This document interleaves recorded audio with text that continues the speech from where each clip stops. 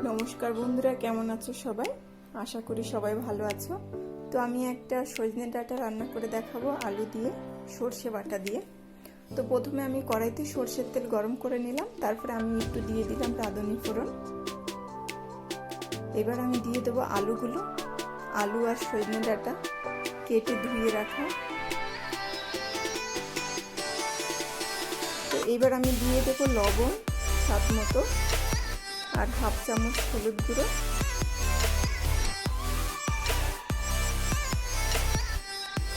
তো দিয়ে মিশিয়ে কিছুক্ষণের জন্য ঢেকে রাখবো। 5 মিনিটের মতো আমি ঢাকা দিয়ে রেখে দেবো।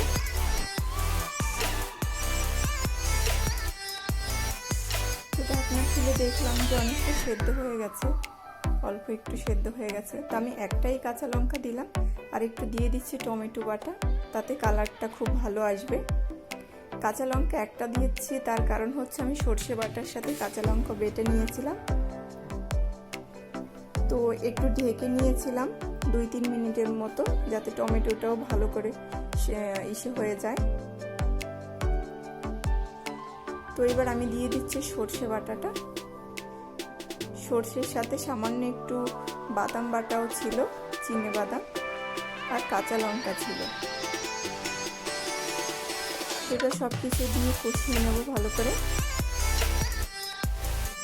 তো আমি ঢেকে নিচ্ছি 2-3 মিনিটের জন্য। এখন আমি দিয়ে দেবো সামান্য একটু জিরে গুঁড়ো আর সামান্য একটু চিনি। চিনিটা দিলে ভালো লাগে খেতে। এবার আমি দিয়ে দেবো জল সেদ্ধ হওয়ার জন্য। পরিমাণ মতো জল দিয়ে দেবো, যাতে আলু আর সজনে ডাঁটাটা ভালো করে সেদ্ধ হয়ে যায়। দিয়ে আমি ঢেকে রাখবো 5-7 মিনিটের মতো, যাতে ঝোলটাও টেনে যায় ভালো মতো আর আলু আর সজনে ডাঁটাটাও সেদ্ধ হয়ে যায়। তো আমি দেখলাম এবার সব কিছু সেদ্ধ হয়ে গেছে।